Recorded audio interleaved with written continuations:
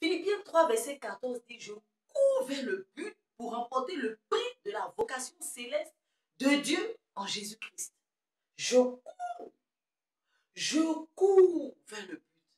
On court vers le but. On ne marche pas, on court vers le but. Alors, qui parle de course, parle d'athlète.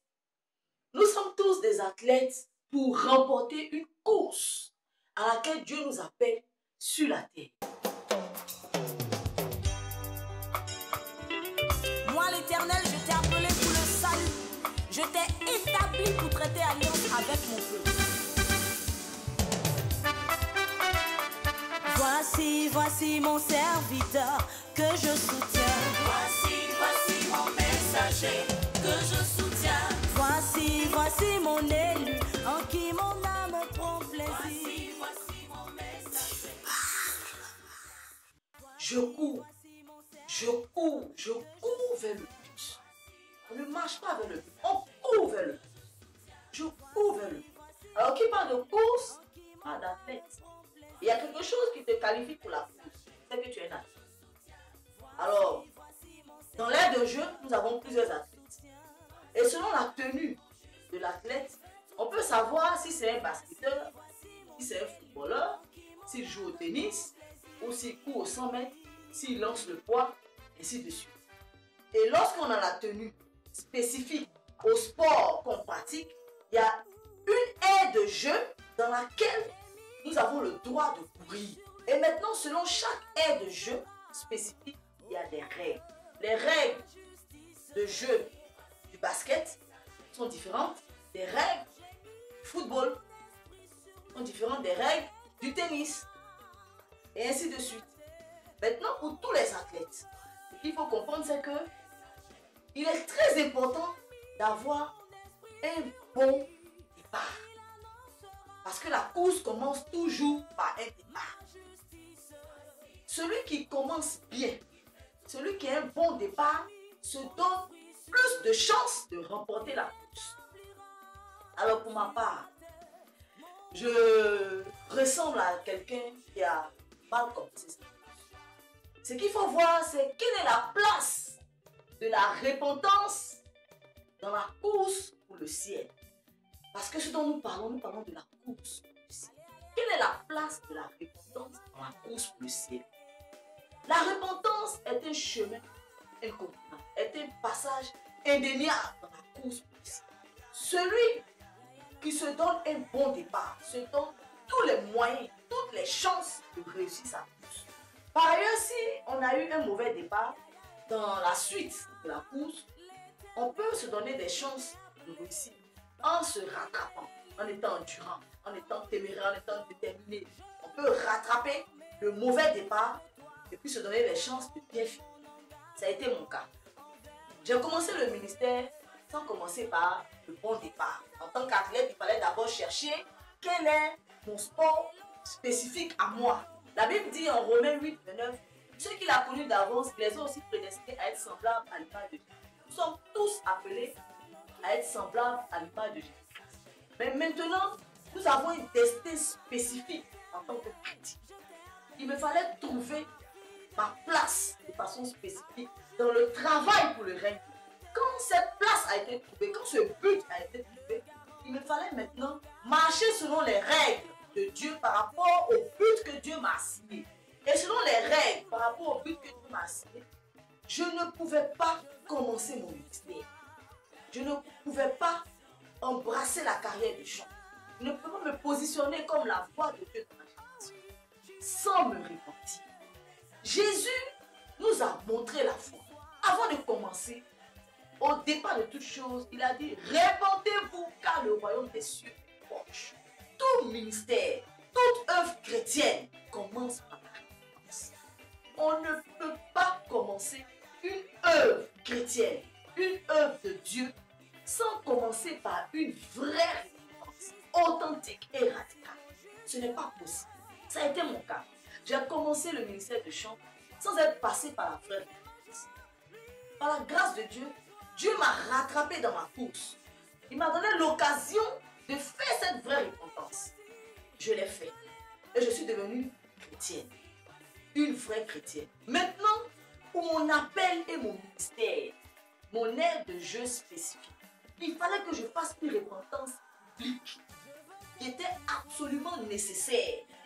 Il fallait que ceux vers qui Dieu m'envoie sachent à qui ils ont affaire, qui je suis, d'où je viens. Suis-je réellement appelé du nom de Dieu? Suis-je réellement chrétien? Moi qui viens parler au nom de Jésus, quelle est ma relation avec Jésus? Quel est le dépôt de Jésus dans ma vie? Quelle est ma connexion? Quel est mon lien? Voici pourquoi il était nécessaire de faire cette repentance.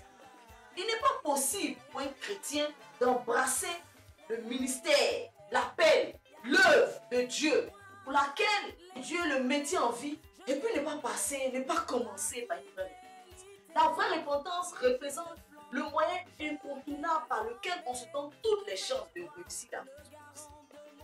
Nous parlons de la course du ciel. Qui parle de repentance parle du royaume des cieux. Quand Jésus est venu, la première des choses qu'il a dit, il a commencé son ministère. Repentez-vous, car le royaume des cieux est proche. Nous parlons de la course du ciel. Matthieu 7, verset 21. Ceux qui me disent Seigneur, Seigneur, n'entreront pas tous dans le royaume des cieux, mais celui-là seul qui fait la volonté de mon Père qui est dans les cieux. Plusieurs me diront ce jour-là, Seigneur, Seigneur, n'avons-nous pas prophétisé en ton nom? N'avons-nous pas chassé des démons par ton nom? Et n'avons-nous pas fait beaucoup de miracles par ton nom? Alors je les dirai ouvertement, je ne vous ai jamais connu. Retirez-vous de moi, vous qui commettez l'iniquité. Maintenant je m'adresse aux gens. Je parle à moi-même aussi. N'avons-nous pas chanté? Imaginons-nous devant le Père en train de danser. Avons-nous réglé la question? Comment vivons-nous au quotidien? Est-ce que nous avons fini avec la débauche, avec l'immoralité, avec les vaines pensées, la vaine manière de vivre? N'avons-nous pas chanté par ton nom? Nos belles voix ne t'ont-elles pas servi à soulever les foules? Nos tests, nos chants, nos envolées lyriques, n'est-ce pas par ton nom que nous l'avons fait? N'avons-nous pas chanté? Est-ce que nous allons nous présenter, nous qui sommes le centre de l'adoration du Père, comme des faux, comme des serviteurs de l'adversaire? Nous appartenons au Seigneur. Pour ma part, j'appartiens. Je ne veux pas qu'un jour je me présente devant le Père et qu'il me parle comme il a parlé en Matthieu 7, verset 21.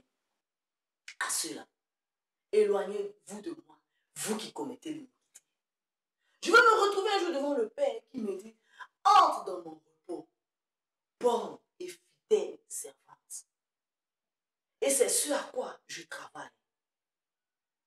C'est lié à ce que Dieu veut que je sois. C'est lié à ma responsabilité personnelle d'enfant de Dieu. C'est lié au message que Dieu veut que je donne. C'est lié à ce que j'ai le droit de faire, ce que je n'ai pas le droit de faire. C'est lié à mon ticket pour entrer dans l'éternité. Gloire à Dieu. Alléluia, je suis sauvé. Alléluia, je suis sauvé. Alléluia, je suis sauvé. Je suis sauvé. Jésus m'a sauvé. Alléluia, je suis pardonné. Alléluia, je suis pardonné. Alléluia, je suis pardonné. Je suis pardonné. Jésus m'a pardonné. Alléluia, il m'a délivré. Alléluia, il m'a délivré. Alléluia, il m'a délivré. Il m'a délivré. Jésus m'a délivré. Alléluia, je suis libéré. Alléluia, il m'a restauré. Alléluia, il m'a relevé. Il m'a relevé. Jésus m'a relevé. Alléluia, je peux danser. Alléluia, je peux danser. Alléluia, je peux danser. Je peux louer. Jésus m'a pardonné. Alléluia, je peux danser. Alléluia, je peux danser. Alléluia, je peux danser. Je peux danser. Jésus